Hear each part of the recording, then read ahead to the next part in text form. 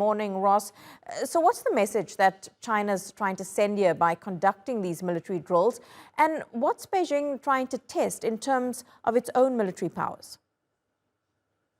Well, the message is at its simplest that China has opposition or great displeasure at this recent meeting between Speaker McCarthy and President Tsai Ing-wen when she transited the United States last week on her way back from a trip to Central America.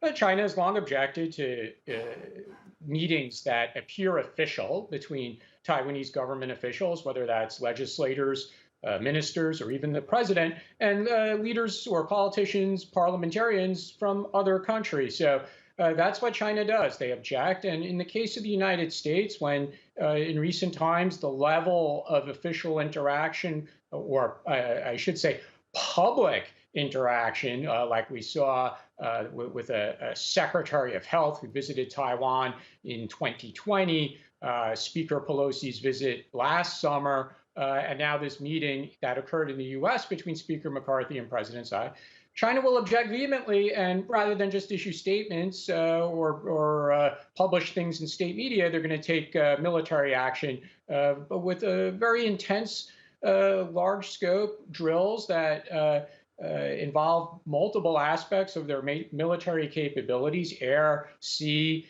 rocket, and other capabilities. And that's what they're testing, right? They're testing their ability to do these joint operations or combined operations involving different platforms and do them in different types of weather, different locations around Taiwan, and to test the reaction from Taiwan and the United States as well as Japan. Ross, is Taiwan's, the government, is their ultimate goal here to be completely separate from China and be its own republic?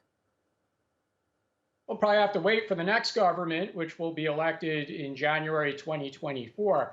The reality is most people here in Taiwan, they are cognizant that Taiwan has been governed separately for many, many decades, different social systems, obviously.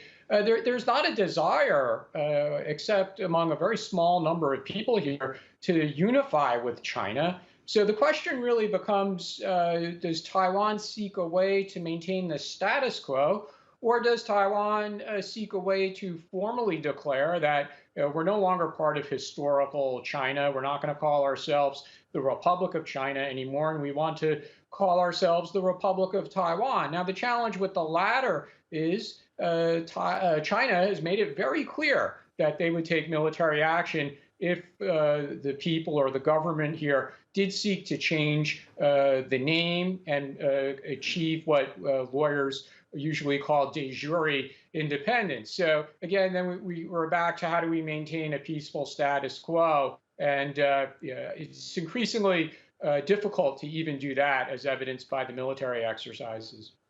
Yeah, just a short while ago, China's foreign ministry saying Taiwan independence and peace are mutually exclusive. Ross, I want to touch on President Emmanuel Macron, his comments about China and Taiwan and not getting involved. And he was recently in China, but his comments over the weekend, are they a broader indication of how Europe may feel that the Pacific and security there is more of a US concern and the EU wouldn't necessarily want to be dragged into it? Not necessarily. So if we talk about Europe, including both the EU as well as the United Kingdom post-Brexit, in recent years, they've expressed repeatedly and publicly an interest in having a Asia-Pacific presence, not just a commercial presence, but a military presence as well. Unfortunately for the UK, they're dealing with financial difficulties that might make some of those plans originally announced by former Prime Minister Boris Johnson, it's going to be difficult to make those a reality. Now, France still has possessions in the Pacific, and if we include not just the islands, but the actual mileage that includes, it is an enormous amount of territory, and France understandably will seek to protect that territory, but does it want to get into a shooting war with China over Taiwan the way most of us assume the United States will come to Taiwan's aid based on Macron's statement? Then we have to really assume at the moment it's unlikely that France will do that. And the other interesting thing I'll quickly add within the EU, there are a number of countries in recent months that have had a more public and friendly policy towards Taiwan, sending ministers to visit, trying to engage in more business with Taiwan and less business with China. But then we see some of the major economic powers, and specifically Germany and France, they seem to be very committed to the commercial relationship with China. And what does that mean for Taiwan's political space, or the help that will come from Europe? Maybe we're reaching a ceiling on some of those issues. How do you think the United States is going to react to these comments from Emmanuel Macron?